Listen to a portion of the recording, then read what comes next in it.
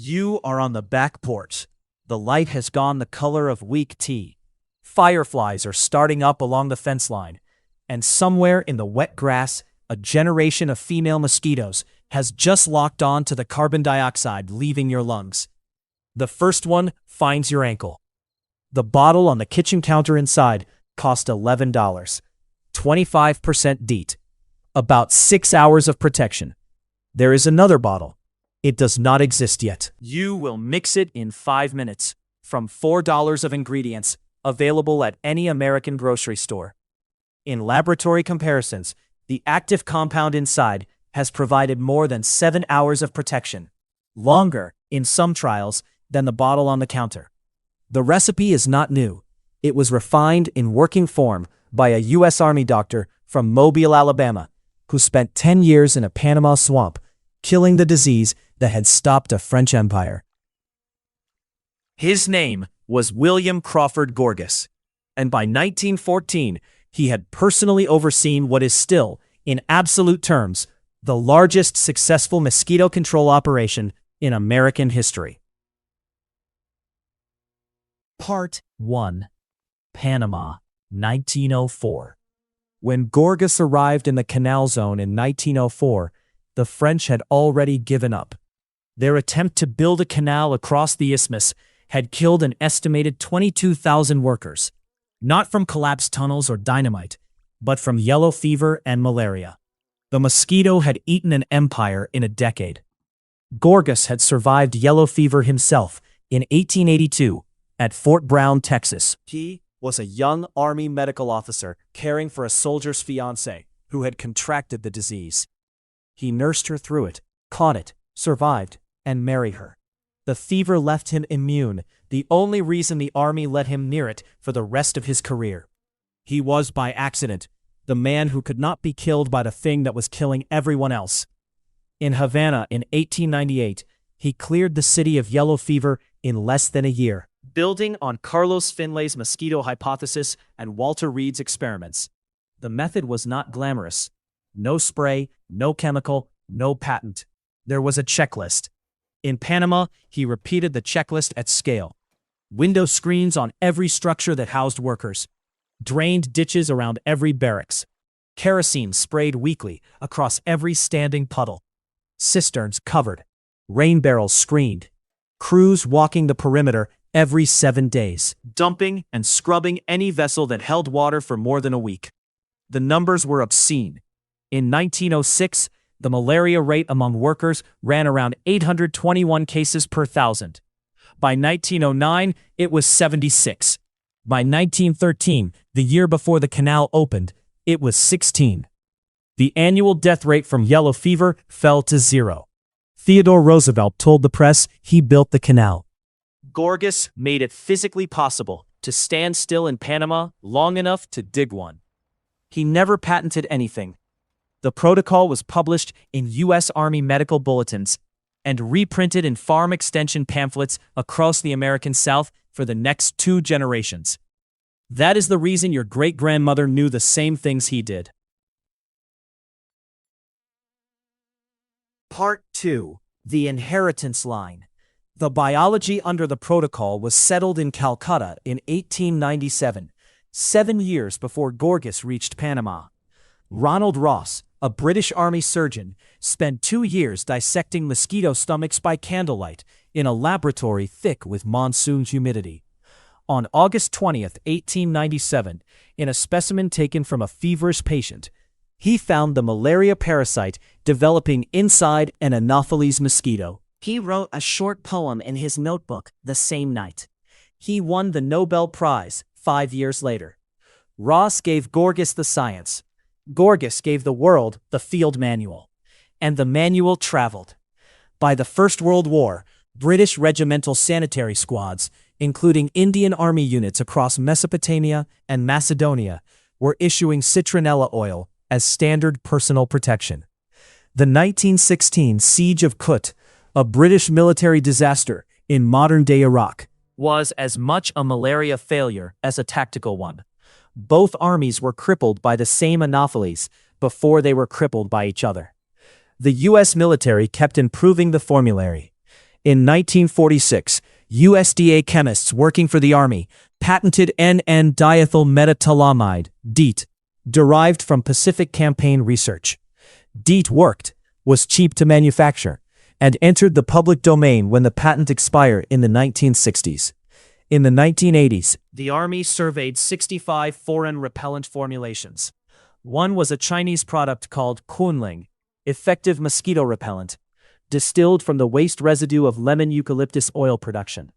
American scientists took it apart in the early 1990s and identified the active compound, p-menthane 3,8-diol, or PMD.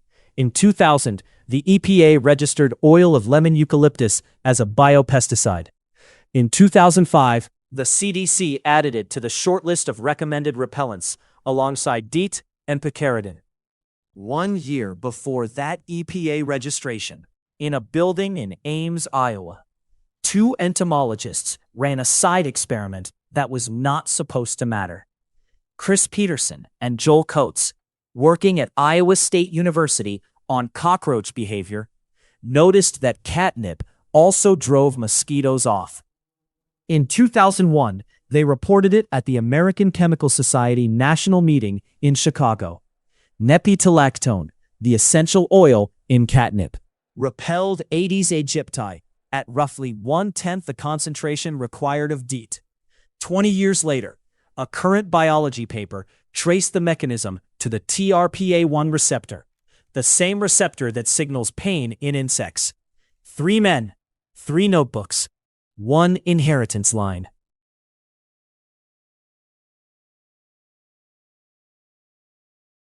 Part 3. How the hunt works. To understand why the inheritance still works, you have to understand what the mosquito on your ankle was doing for the 30 seconds before she landed. She did not see you first. She smelled the carbon dioxide leaving your lungs. A Caltech wind tunnel study by Van Brugel and Dickinson, published in Current Biology in 2015, mapped the sequence with unusual precision, from 10 to 50 meters out. The female Aedes aegypti is following the CO2 plume, a long, ragged trail of your breath thinning into the night air. At 5 to 15 meters, she begins to see you as a dark silhouette against the porch light. Inside 1 meter, she switches on thermal detection and steers toward the warmest patch of skin. When she lands, she tastes you through receptors on her feet. Your skin is broadcasting roughly 400 different volatile compounds. Lactic acid from your sweat, ammonia, octanol, fatty acid metabolites from the bacteria living in your skin folds. Some humans broadcast more loudly than others. Pregnant women exhale 20 to 30% more CO2 than average. People with type O blood appear, in several controlled trials, to be bitten more often than people with type A. The chemistry is not fair.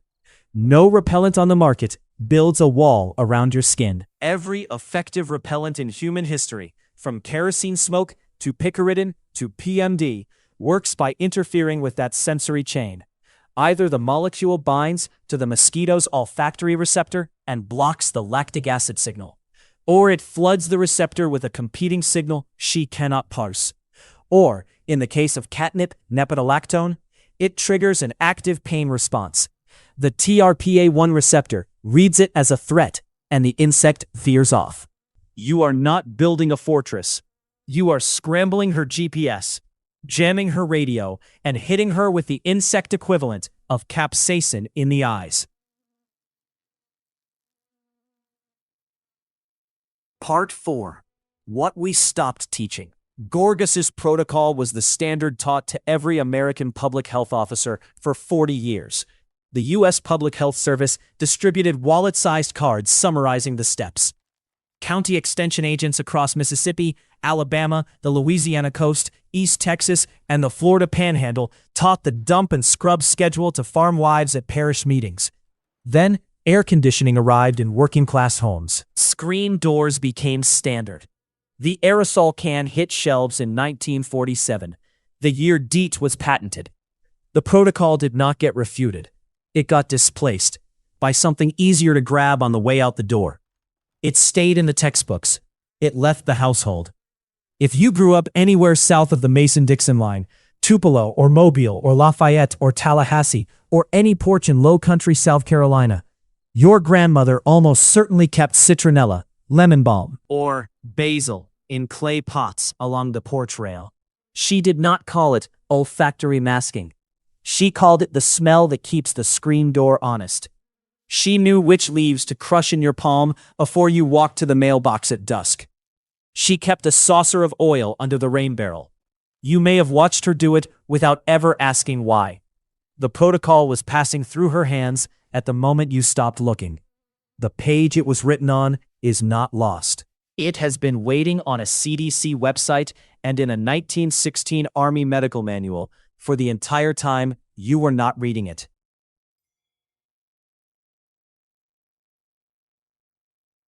Part 5.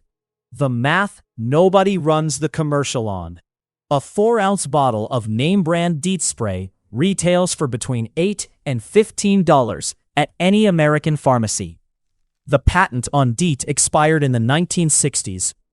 Every major brand on the shelf is selling the same public domain molecule. The price tag is not paying for the chemistry.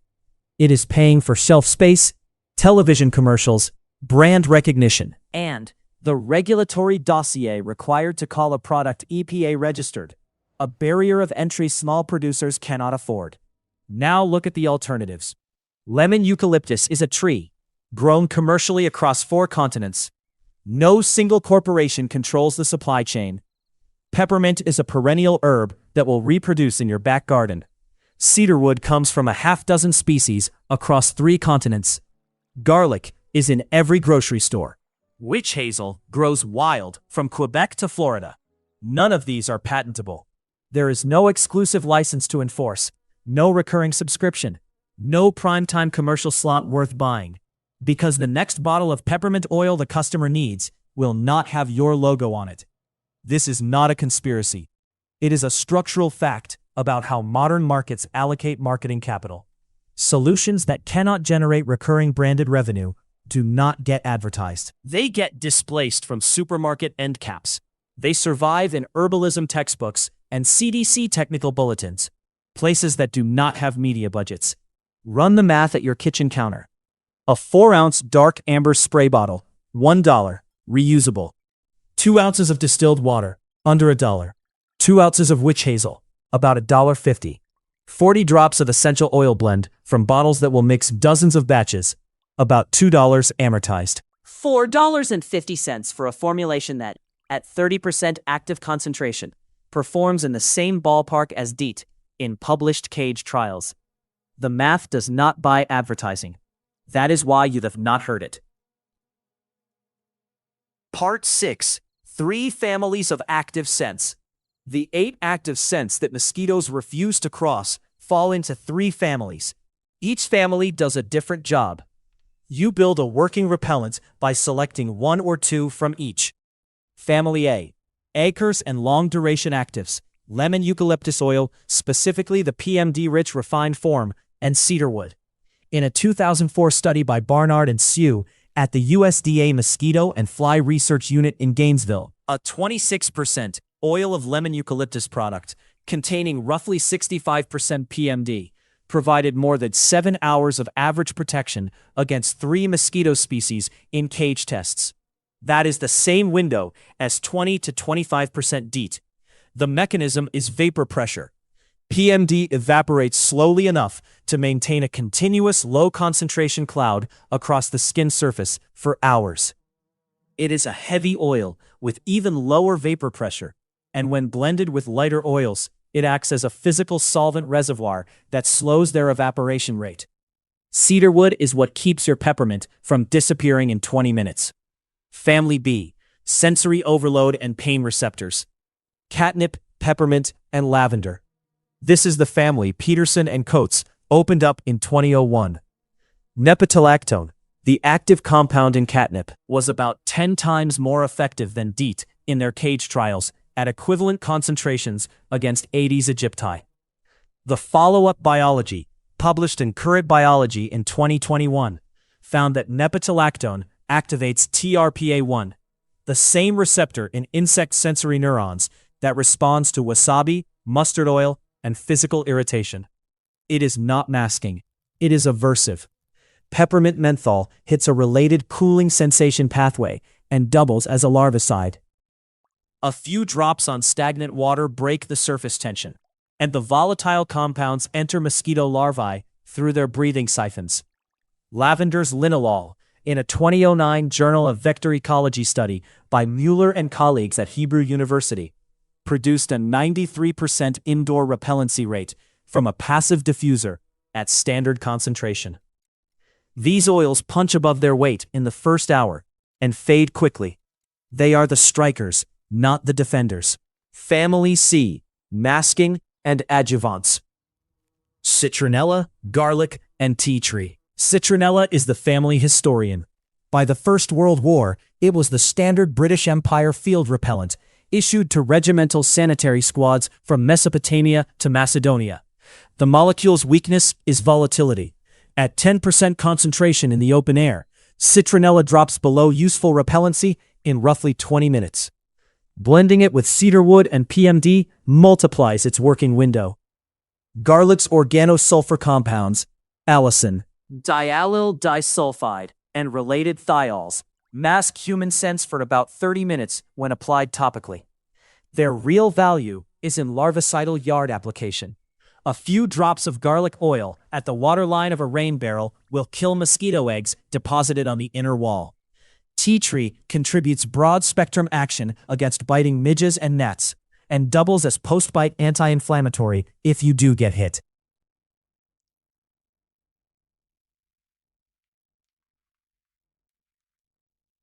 Part 7. The 3-ingredient liquid. The formula is built from 3 layers. Get them right, and the bottle works for hours. Get them wrong, and you have a perfumed water spray that does nothing. Layer 1 is the base. Use distilled water. Tap water carries minerals, trace iron, and chlorine that will degrade essential oils within days and seed bacterial growth in the bottle. Fill the bottle halfway with distilled water. Layer 2 is the emulsifier, the same astringent in your grandmother's medicine cabinet.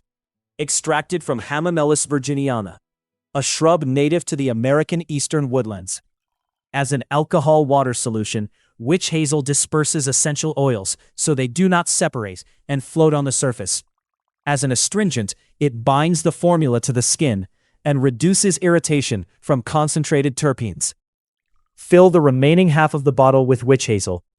The result is a 50-50 carrier base. Layer 3 is the active oils. For a 4-ounce bottle, you want 40 to 50 drops of essential oil total, stacked in 3 weights. Anchor, 10 to 15 drops of cedarwood. This is the slow burner. Long duration active, 15 to 20 drops of oil of lemon eucalyptus. Confirm the label reads PMD rich or refined. Raw lemon eucalyptus oil without PMD enrichment loses most of its protection window. This is your protection floor. Top notes: 10 drops of peppermint, 10 drops of lavender, and if you can source it from a specialty herbalist, 5 drops of catnip oil. These are your first hour punch. Use a dark amber or cobalt glass bottle. Clear plastic lets ultraviolet light degrade the oils within weeks and leaches plasticizers into the formula. Glass holds. Shake hard before every application. Essential oils are hydrophobic. Without re-emulsification, the actives stratify within minutes of sitting still. Spray onto exposed skin, ankles, neck, the back of the hands. Avoid the eyes, mucous membranes, and any broken skin. Reapply every 2 to 3 hours in active outdoor use. PMD does not stick to skin as long as DEET does, and the lighter oils will be gone within the first hour. Part 8. The mechanical layer. A bottle alone is not the protocol. Gorgas's checklist had 4 columns, and only one of them was a repellent. The other 3 were mechanical and environmental, and they multiply the bottle's effect by a factor that most people do not understand: airflow. Female Aedes aegypti cruises at between 0.9 and 3.6 miles per hour. depending on body size and temperature. A standard 20-inch box fan on its medium setting pushes air at roughly 9 to 12 miles per hour at 3 feet of distance, well above the mosquito's effective ground speed. Older sources framed this as a flight barrier. More recent work by Hoffman and Miller at Michigan State, published in the Journal of the American Mosquito Control Association in 2003, showed that the dominant mechanism is actually stimulus dilution. The fan shreds your CO2 plume into chaotic eddies that the mosquito cannot follow back to the source. A single fan on the porch will reduce landings by 60 to 90% in most field setups. It is the highest return tool in the protocol per dollar spent. Source reduction. This is the dump and scrub Gorgas wrote into the Panama manual. Every 7 days, walk the perimeter of the property. Anything that holds water, old tires, plant saucers, clogged gutters, kids, toys, tarp folds, gets emptied and scrubbed. Aedes aegypti lays eggs on the damp inner wall of containers, just above the waterline. The eggs can survive months of drying and hatch the next time it rains. Dumping the water is not enough. The wall has to be scrubbed. Larvicide. For water you cannot dump, rain barrels, ornamental ponds, livestock troughs, use BTI, Bacillus thuringiensis israelensis. It is a soil bacterium that produces a protein toxic only to the gut receptors of mosquito, blackfly, and fungus gnat larvae. It does not harm bees, fish, pets, or you.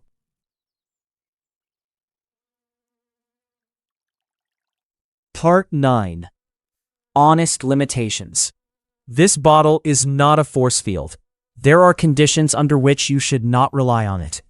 If you are traveling into an active malaria zone, Sub-Saharan Africa, parts of Southeast Asia, the Amazon basin, use a 25% or higher DEET or picaridin product. Full stop. The stakes are too high to test natural alternatives. PMD is on the CDC shortlist, but for high transmission regions, DEET still has the best documented track record.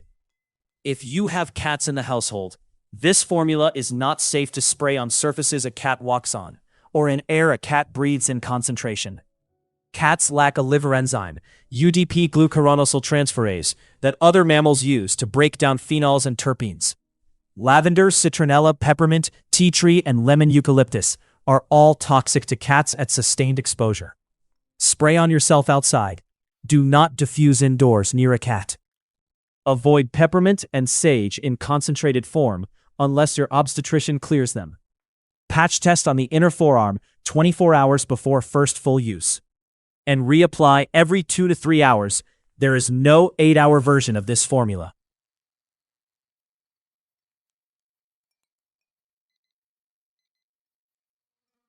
Closing. 1630 to 1730. Gorgas spent 10 years in a Panama swamp to write down the protocol your great-grandmother kept on the porch rail. Ross stayed up nights with a microscope in Calcutta to prove the biology underneath it. Peterson and Coates stumbled onto the strongest natural repellent in the formulary while running a side experiment on cockroaches in an Iowa State laboratory. 3 notebooks, 1 inheritance line, none of it is hidden. The bottle is on your kitchen counter tonight. The ingredients are at the grocery store on the way home. Mix it this week. Stand on your back porch at dusk. Then come back here and tell us, in the comments below, what state you are in, which mosquito species is biting you, what ratio of oils you used, and how long the bottle held before you needed to reapply. The comment section under this video is becoming the largest open-source field log on natural repellent performance in North America. Your data goes into it.